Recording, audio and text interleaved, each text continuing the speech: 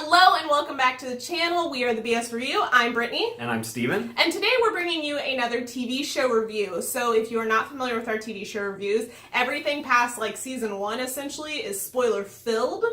So if you have not watched Glow season 2, go watch it because we do recommend it. And then come back and hear our full thoughts on it.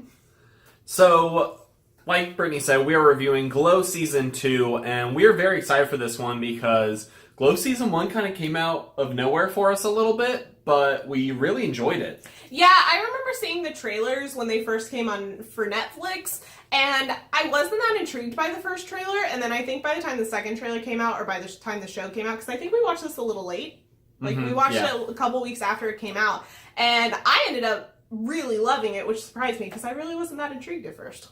Yeah, I wasn't very interested, but Alison Brie drew me in. I'm a big fan of Community, so I was like, okay, she's in it, we'll check it out, and I was very pleased. So by the end of season 1, all these characters are established. Ruth and Debbie and Sam are kind of the main characters, and they're trying to do this thing, Gorgeous Ladies of Wrestling, and making it happen.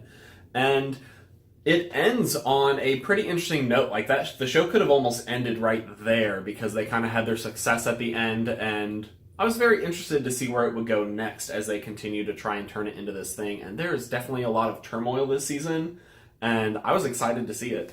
So season 2, we pick up, I think it's like a summer or a season. It's like a couple months after the first one. They've all had like a break, and then they're coming back to do a TV show. So they got picked up by TV, and they're going to produce actual episodes. So they are going from having this like essentially live show to TV format, and with that comes, difficulties figuring out the different, media changes, and also a lot of conflict because we learned in season 1 that Sam just disagrees with everyone. So that created some interesting dynamics. So season 2 starts off with this conflict. Sam is trying to grab his directing job by the horns, and he's very self-conscious about it because Ruth he gave up on the show, and she actually filmed the pilot that at the end of season 1 that made them big. And so the team is kind of following Ruth, and this pisses Sam off, and he knocks her down a few pegs while trying to figure out the format for the show. And the first couple episodes, I just felt bad for Ruth. Which kind of is the same as the first few episodes of season 1. And from there, it was really interesting to see Ruth and Sam's relationship develop over the season because I really thought that they would be at odds for most of it. But, towards the middle and end, they actually started being on the same page about things. And as Sam saw success with the show as it was going in some ways, they kind of banded together. And then when the show started falling apart, they seemed to band together even more. And so this season pretty much has the structure of what's going on with the show. So you have your ups and downs with that. And then by the end of it, it's a really big down. And throughout that, we have a lot of interpersonal relationship things going on. There's a lot of topics that are touched on in this, which we'll talk about in a minute. There's just a lot to this plot. It was pretty thick with plot, but not weighed down with it, in my opinion. And I felt like with all the elements they introduced throughout this season, you ended up really feeling for a lot of these characters. And in particular, there was a scene between the main characters, Ruth and Debbie, that I really liked at the end, because this whole season you're wanting Ruth to kind of stand up for herself. And she finally does, and I felt like that scene had so much power and emotion in it that I really enjoyed it. Their conflict, was palpable. Mm-hmm. It was such a well done, and in my opinion, that's a very honest reflection of, female friendships and, kind of animosity that goes on with that. If you have some major things that are going on and the bottling it up and then exploding and just, tearing each other to threads, it's a thing. And I thought that it was really, really well acted, and, Alison Brie, man, give that girl all the Emmys. So let's talk about the characters a little bit more in depth. Of course, we've got Ruth, played by Alison Brie. I love the development of Ruth in this show. I think season 1, you have quite a bit of development, but season 2 just upped that way more and took it a lot more in depth of her, fears and failures and drives in this season, and especially towards the end when she starts talking about how much the show means to her and how much breaking her ankle ruins so many things for her, and everybody's just treating it like it's an acting job, and she's like, fuck no, it's not just an acting job, this is my life, I fought for it. her whole monologue about that is fantastic, as we mentioned, and she really comes into her own, and I'm so excited to see what they do with her character going forward, because she is just so flawed and so multidimensional and just great. And I think that's how it is with a lot of the characters, because one of the other main characters, Sam, is a weird person. Like, such a fascinating creature in this show, because the show at the beginning of this season, you hate him again. Because, like, this guy is very deeply flawed, and he's insecure, and he is a misogynist and a jerk, and all of that really shows in the first couple episodes. But then, as the show goes on, he becomes more vulnerable, and you see that he does care very deeply about the people in this, and he has, in particular, a very good reaction towards several of Ruth's problems and how he supports her, and in general just kind of recognizes that whether he likes it or not, the Glow cast is a family, and he just has to get on board with that, because they're not going to let him have any other choice. And he ends up being pretty endearing by the end, I felt like. So one of the main instances that happened with him and Ruth that I just absolutely loved is the part where they're talking in the movie theater, and she comes clean about the, head of this TV studio coming on to her and trying to sleep with her / rape her. It's a weird line, and she comes clean to him, and he is upset about it because of the guy, not because of Ruth, and finding out that Ruth killed their show because of this. He's like, no, you didn't. That guy did by doing this. And I thought that was such an interesting turn, especially after she had come clean to Debbie about it. And Debbie reacted in a completely different way than I expected. And I was really hoping she wouldn't react that way, but I wasn't surprised that she did. So I loved that Sam's development kind of ebbs and flows. And then I had a major uptick towards the end. Yeah, it's very fascinating how much this show can make you really dislike a character and then redeem them with other qualities while still having those flaws be recognizable. And I think that's a cool thing about Sam's character is you don't, by the end of the season, go, oh, this guy's great. You go, okay, well, this guy is still flawed in these areas, and those are not okay, but he's also a person, and there are redeemable qualities in there as well. And then our third main character is Debbie, and like I mentioned earlier, she also has some really dark, hateable moments in this show, which she does in season 1 too, but you get where she's coming from in season 1 because of the whole infidelity thing between Ruth and her husband. But in season 2, it's new things, and also referencing old things, and she just continually only looks out for herself, and she doesn't really consider herself as part of the team. She very clearly views herself as above them due to her previous acting experience and prestige with that, and that continues to show throughout the season. And then by the end of the season, she's very much a part of the team. She's willing to sacrifice major accolades to better the group, and I thought that was a really interesting character development, and the way she conflicts with Ruth and Sam and everyone else, just the nuance in this show and relationships is just fantastic.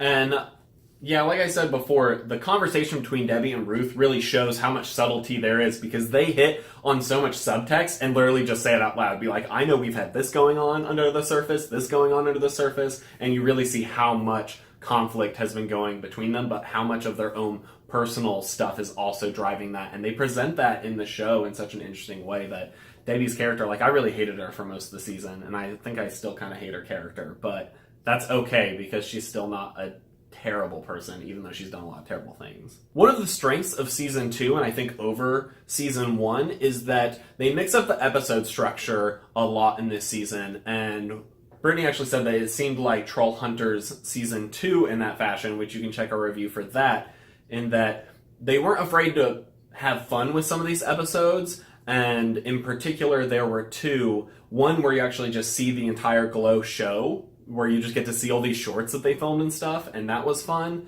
And there was also another episode where they focused on Tammy, and the whole episode follows her character and her dealing with her son, which was so interesting because she's not a main leading character, but you get to see her story and a lot of depth for her character, and I think that gave the show a lot of depth that all these characters have that kind of backstory. So along with the nuance that is presented in this show and this season in particular with the characters' interpersonal relationships, there's also a lot of nuance and social commentary in this season, some more blatant than others, but it touched on a lot. You got racism, classism, sexism, rape, mothering and working a full-time job and getting divorced at the same time and kind of losing your shit along the way. Like, there are so many things that they touch on in this season, and they balance it, I think, in a really good way. Like, they don't bring anything majorly to the forefront. Like, they don't take any extremely huge stances on things. It's just kind of presented as if this would play out in real life and not in a, like, we're shown, we have a point to make kind of way. Yeah, I think the way they presented these problems as just facts of life, but things that happen to people and how these characters deal with them, really lended to the authenticity of the characters and the show. Another strength I think Season 2 had over Season 1 is the pacing. I felt like in Season 1, like most Netflix shows, there is a moment or two during these episodes and stuff where the subplots aren't as interesting, the main plot is slowing down, and it seems to crawl a little bit. And I didn't feel that way with Season 2 of Glow. I felt like it kept its pacing pretty good, and right as soon as some storylines started to get old, I felt like they moved forward to the next subplot or moved the main plot forward with these characters, and I was never bored during this season. I agree, and that moves into my next point, which is that this season had a lot of interesting twists and turns to it in a non-thriller fashion. I think Season 1 was a lot more linear with its plot, and you could kind of see what was coming, but just not the details of how it came about. So you could kind of track, like, where we're going with it. And this season did not. Like, I think at the end of pretty much every episode, I was like, oh, what do we do next? And then, like, the next episode would start and be like, okay, I can see this going in a couple different directions, and then it goes in none of those directions. But in a way that was actually really good. Like, it subverts your expectations in a way that makes it really enjoyable. Like, it wasn't just a, we're gonna keep you on your toes for the sake of keeping you on your toes kind of act. It actually, you know, was very smartly planned out, and it brought a lot of realness to the characters because they weren't just, like, caricatures of themselves in that way, because you don't necessarily expect what they're going to do based on past behavior. And along with those unexpected directions that this show went in, one of the things that I forgot to mention, the social commentary part, is that we also have some touches on LGBT issues in the 80s along with AIDS that were done in such a subtle way that if you blinked you might miss it or miss the the context of it. Because there was, like, I was for a little while like, what are they implying here? And it was just very subtly done and leaves a lot of open-endedness for next season, which we'll get to. Which, speaking of the next season, I'm really excited for it. I think that this has turned into an unexpected, like, heartfelt adventure with these characters. And whether the show lives or fails, the show inside Glow, not Glow itself. But I'm very interested to see where these characters go. I think, like you just mentioned with the LGBT storylines and stuff, I think Bash's character has a lot of interesting development to look forward to, as well as a lot of those individual characters. I'm actually We got two new lesbian characters, or at least leaning that way, whether they're bi or whatever else.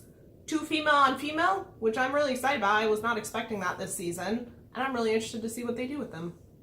Yeah, and in general, I think I'm interested in seeing more with most of the characters. I felt like they put a little bit more time and space for the full ensemble cast and to get them to know them with a little more depth, and I'm excited to see what we continue to learn about this cast and how they grow together. Also, they're going to Vegas, which I'm very excited about, and they're going to do, like, a whole show, which I'm a little confused about the legality of that, because I feel like if their characters can't be sold to another network, how can they, like, have their own floor show? But I don't know how legal things worked in the 80s. I feel like nowadays you wouldn't be able to do that. No. Like, oh, you can't do it on TV, but you can do it on YouTube. But that doesn't really work that way.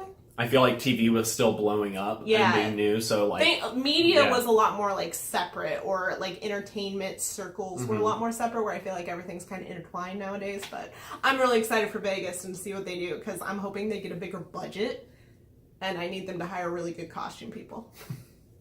So that wraps up our opinions and thoughts on Season 2. Overall, we really enjoyed it. I personally think it was better than Season 1. I agree. So I'm really excited to see if Season 3 is even better, or at least paralleled with Season 2 in terms of quality. But let us know what you thought down in the comments of this season. Hopefully you didn't watch this review without watching season 2. But if you did, thank you for staying with us. And if you enjoyed our review, please leave us a like. It really helps us know what content you guys enjoy and want to see, and really helps us determine what we post and how we post it. And if you enjoy our channel, please subscribe. We have a ton of different content for you guys. We enjoy reviewing movies. We do video game streams. We do tons of different stuff on the channel, and we have some exciting stuff coming up that we will tell you about soon. And if you want to see more of our videos we already have uploaded, you guys can click right over there, and we will see you next time.